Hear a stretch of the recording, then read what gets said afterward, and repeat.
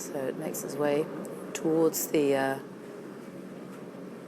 airport. It's only an hour-long flight to London. Tell us what is going to be happening, Robert, when it arrives in London later this evening. Yes, I mean it's important to remember this is the sort of the RAF taking central stage, and I suppose this is their farewell to someone to whom they were incredibly attached. She was incredibly attached to them. Her father, George VI, first member of the royal family to win his RAF wings, was always delighted to wear RAF uniform.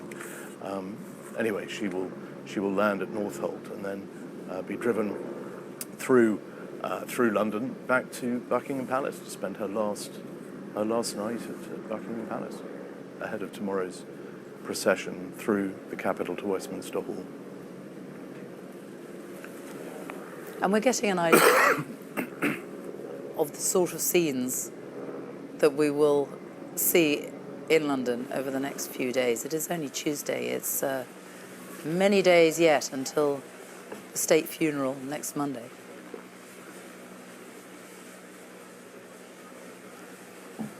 I think certainly the scenes in Scotland have shown just how, certainly been very impressive, will have been noted by people all over the United Kingdom, and certainly London will want to match the grandeur and the dignity.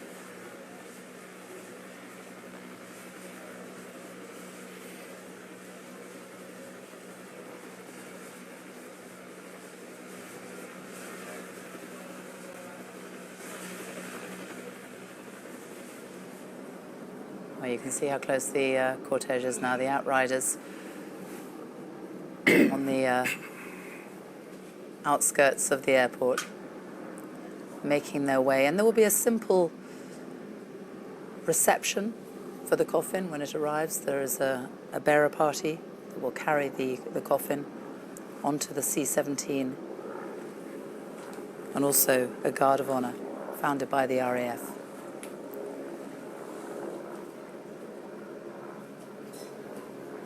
Your thoughts, Catherine, watching these images? Yeah, I mean, as Robert said, it's very moving. It does feel, this is her final farewell to Scotland, as we've said. A place she spent a lot of time in, and people had a huge love for her. And the sun's lowering the sky. There's so many sort of symbolic, just the images. They're very strong and very symbolic. And this last bit feels quieter. There's a sort of to the end of this journey as it feels appropriate. I think it's still, I think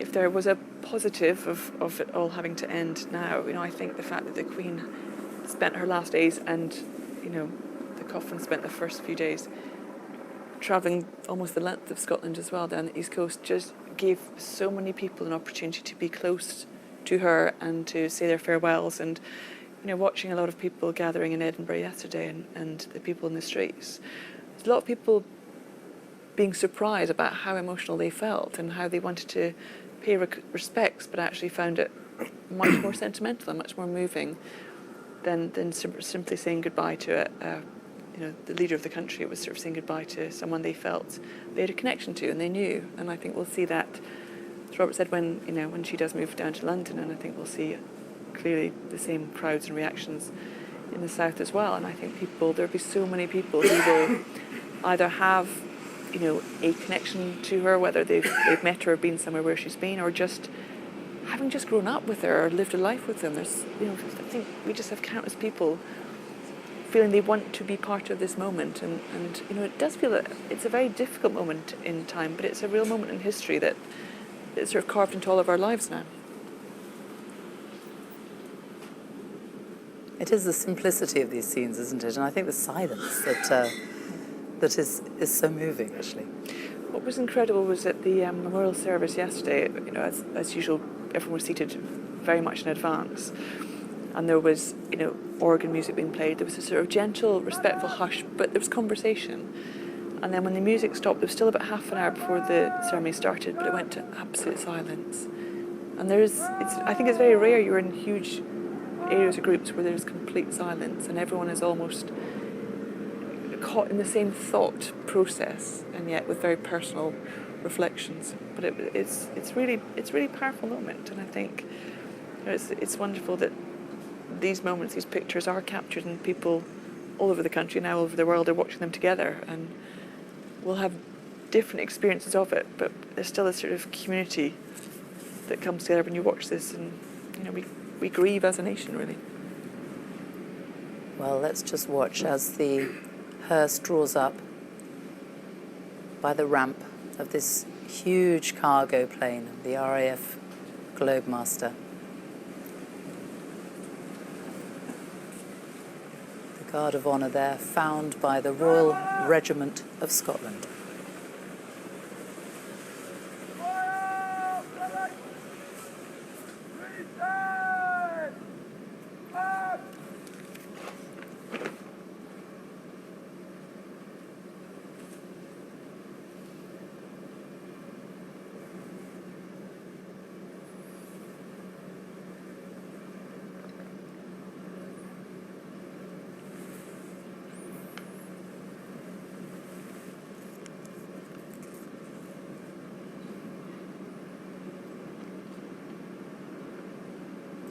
Princess Royal there and her husband, Sir Timothy Lawrence, who, as we have said, have travelled the entire way from Balmoral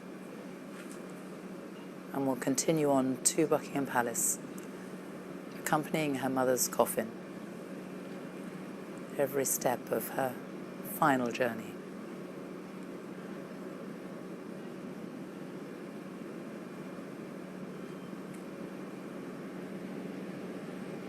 There's a party of people there accompanying the Princess Royal, there to greet the Queen's coffin.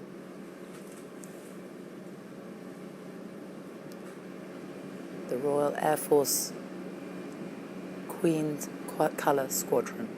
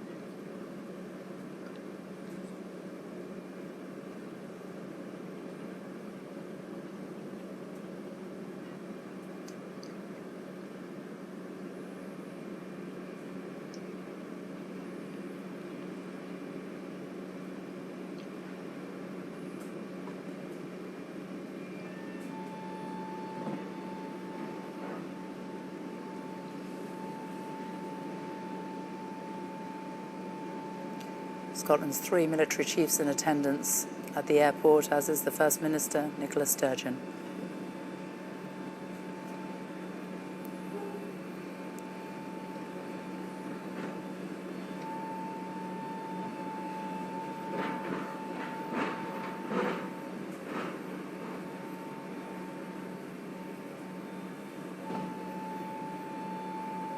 Robert Harbin, such a huge aircraft for such a small coffin.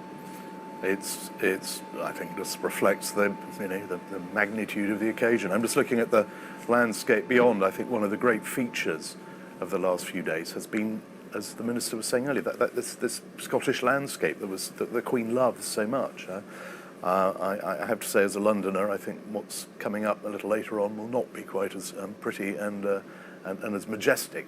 But the hills we saw on Sunday, as watching the coffin make its way along Deeside, the grandeur of the setting, I think, is entirely appropriate. And I think there we see the Princess Royal going to join the coffin on the plane, and I think entirely right that we have this extraordinary aircraft for such a moment.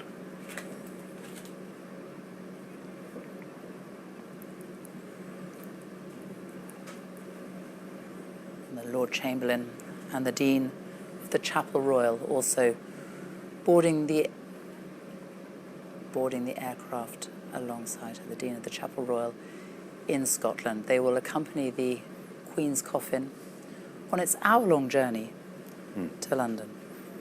It's 1 hour. The call sign, we're told, is Kitty Hawk, which it always was when the Queen was on board.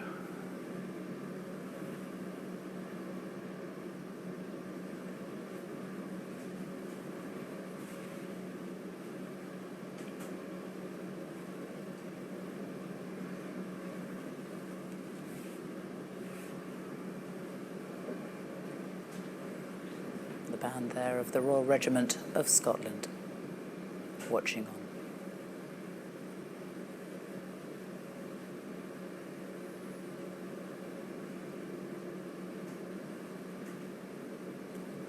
So Robert Harbin, let's just reflect now on what is to come, because as we say farewell to the Queen in Scotland, we are expecting huge crowds to turn out in London in the days ahead.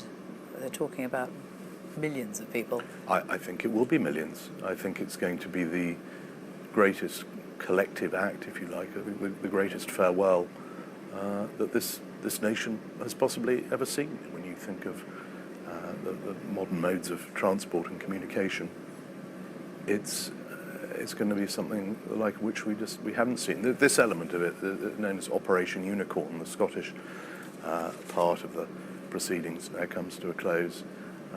But we know that people are flying in from all over the world to I mean, next week, over the weekend, we'll start seeing world leaders and dignitaries, but just ordinary people, as we've mentioned many times over the last few days. The Queen was Queen of 14 other countries.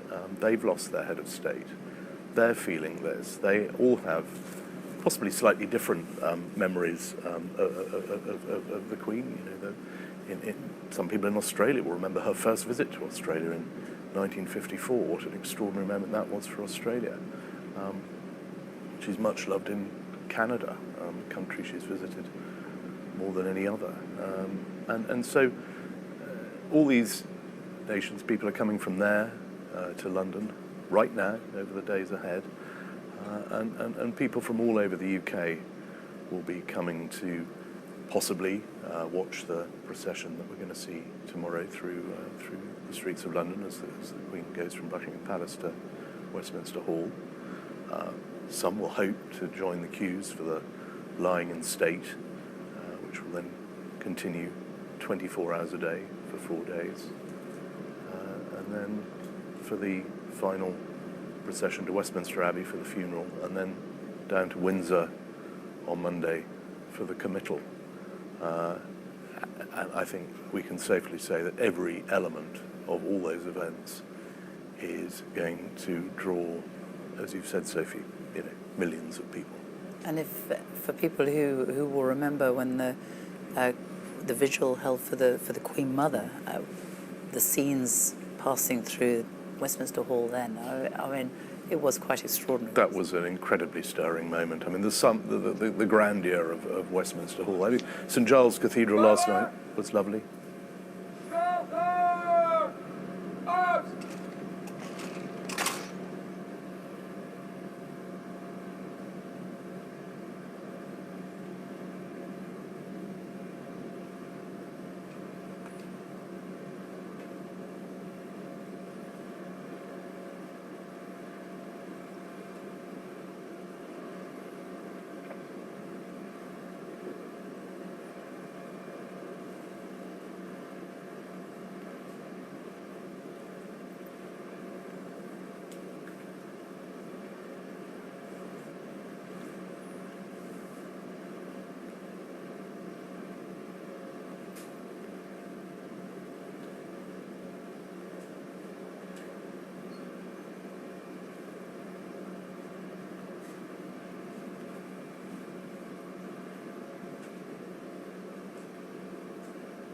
There will be a final royal salute from the Guard of Honour before the plane takes off, and the band will be playing one verse of the national anthem, and then the C-17 will take off into the skies and head south.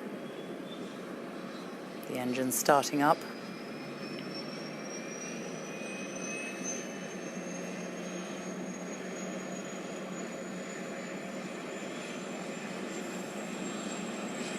It will be quite a sight in the skies heading south, won't it? I think people look up, you will see that plane coming down. I think if people can see it, if it's a glorious late afternoon there, people will be wanting to capture this sight. I hope the weather will be the same in London. I'm not sure it is. But, I mean, what a magnificent setting, what a magnificent way for our longest-lived, longest-reigning monarch to say final farewell to a part of the country that was as dear to her as anywhere. And Kath Granger, you got a sense of the people who had come out yesterday and today, didn't you? The lengths that they had travelled just to be there. Yeah, I think in all these moments you realise how many people the Queen has reached and touched, and how many people want to have sort of a final connection, a final moment with this sort of incredible figurehead in our history.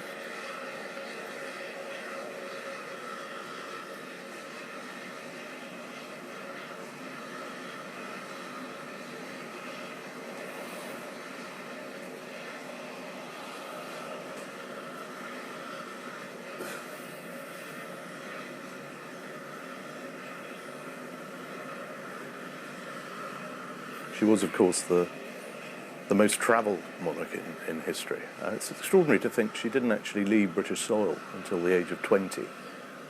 But she went on to visit pretty much everywhere, with one or two exceptions on the planet.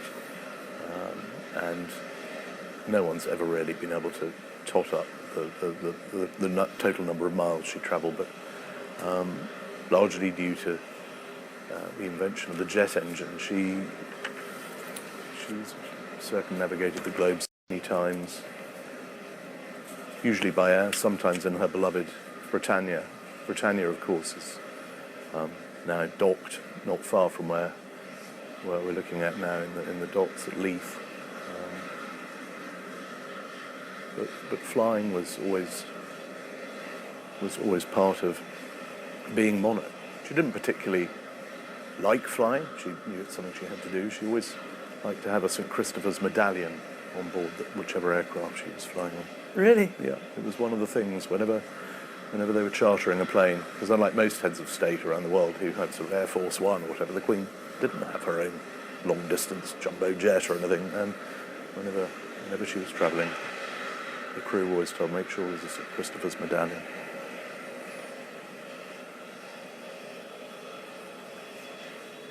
Let's talk of King Charles for a moment as well, because while this is all taking place, he is in Northern Ireland.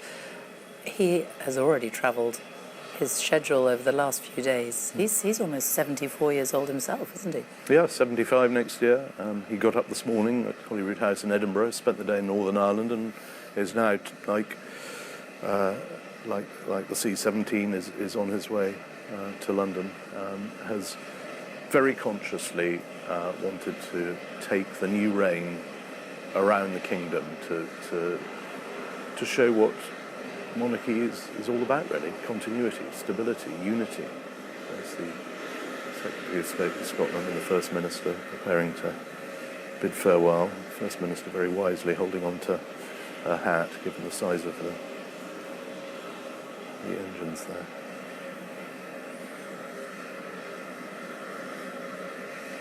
There's a First Minister, of course, who read the lesson yesterday at St Giles's in that fabulous service.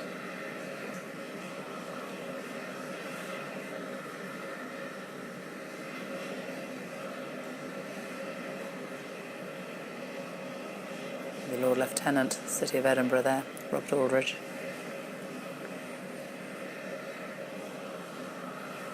Lord Lieutenants have played a very key role in all these events in recent days. The Queen's representative in all her counties. They've all known her. They've all known the royal family very well. I think they'll be will be feeling her loss. Everywhere she went, the first person she'd usually meet in any county would be the Lord Lieutenant. And you have to remember the guard there, the people, they will have known her for year after year after year, won't they? That was their role, and she had every week, every year, the week, the Holyrood week. It will be very poignant for them too, won't it? It will, and whenever she was at Balmoral, there was always a guard, often from the Royal Regiment of Scotland or from other regiments, would be up there as it wasn't a great deal of ceremonial, but they were always very proud to play a part. I think anyone who's served in uniform in any of the armed forces will feel that extra special connection, because you did serve Queen and country, and once again now King and country. My mum was brought up in the northeast of Scotland, and my granddad was in the police force. So when we saw Ballater, the local towns of Aboyne and Kincardine O'Neill, the three sort of groups of police from the three towns would be asked to come along when the royal family were in residence, especially when they were having picnics and things. So my mum's got photos of my granddad with them all in uniform, sort of very discreetly, but basically looking after the royal family as they had their picnics. And he'd come back and tell my mum and my aunt about a very young version of Anne and Charles running around having a picnic. So I think, like we've said, this connection to family life that the locals, I think, really respected, and I think that warmth was there because they've respected the royal family, but they saw them as a family as well in the community, and that's an incredible thing to be part of.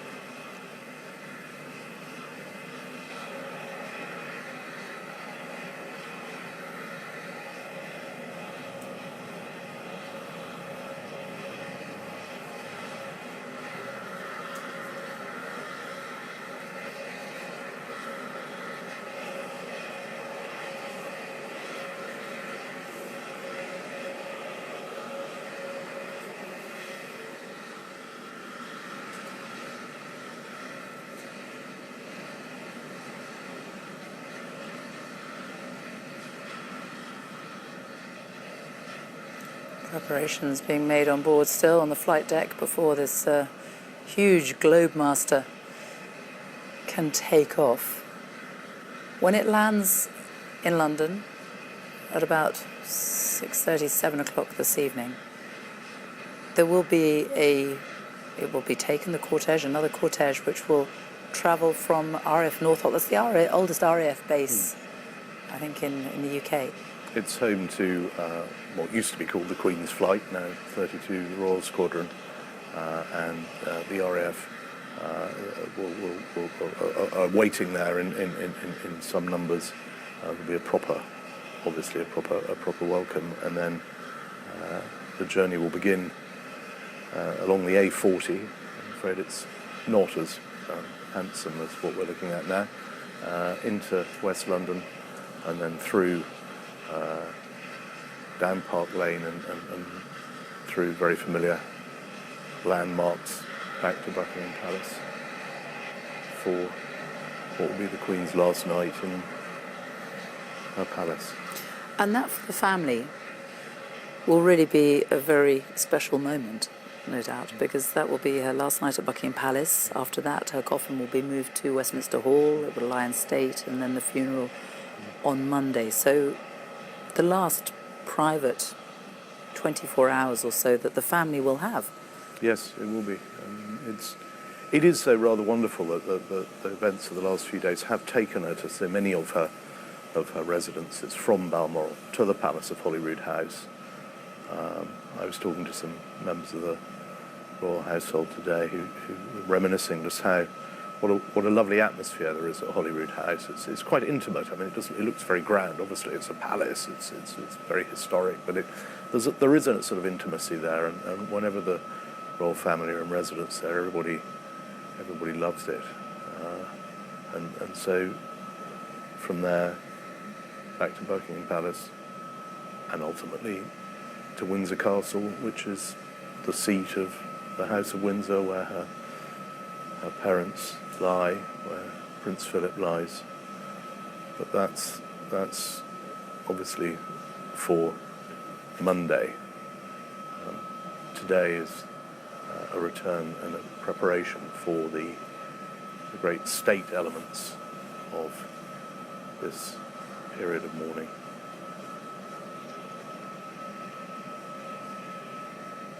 But can we expect the family members, like the new Prince of Wales, the Princess of Wales, can we expect them to all gather tonight at Buckingham Palace? The Queen's coffin is going to the Bow Room, isn't it? The coffin will rest in the Bow Room.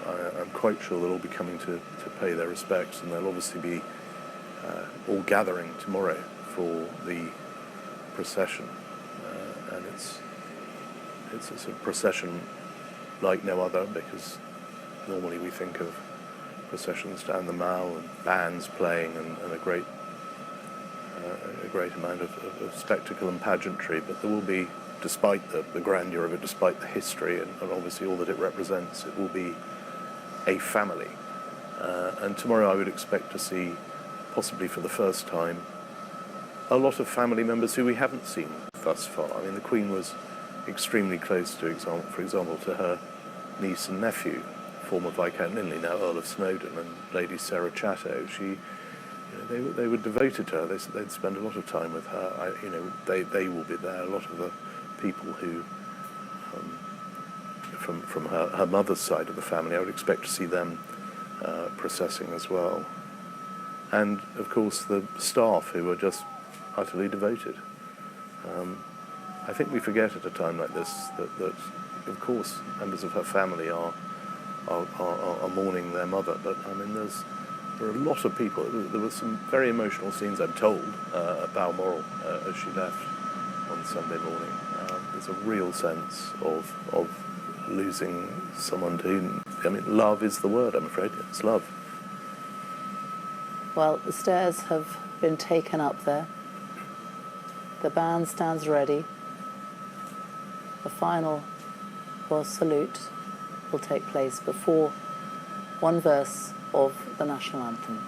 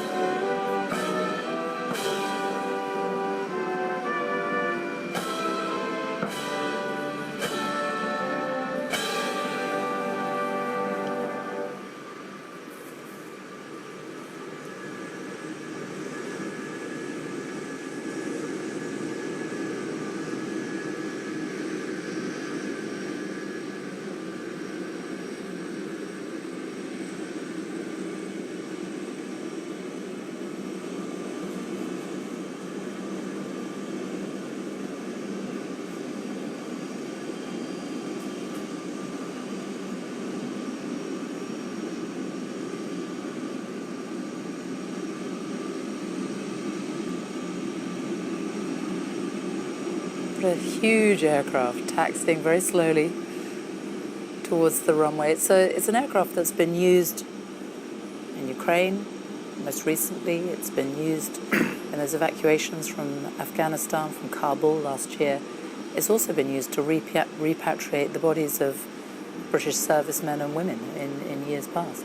It plays a key role as it's a reminder that all the military elements in what we've been seeing, the troops involved, the troops we're going to see in London later on and tomorrow, they all perform frontline roles. These ceremonial elements are something they take very seriously. They're very proud of them, but they're not what they're really there for.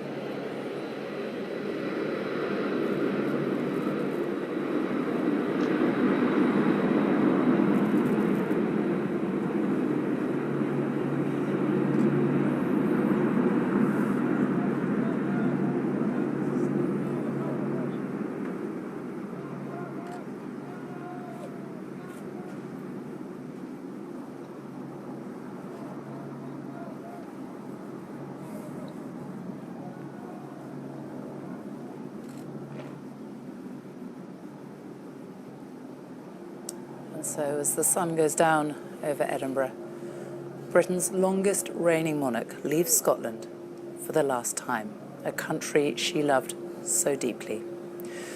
The flight will take an hour. We will be back on BBC One as it lands at RAF Northolt, just west of London. Hugh Edwards will be live from Buckingham Palace for Her Majesty's final journey to the capital. But in the meantime, I will leave you with some of these extraordinary images from Her Majesty's departure from Scotland.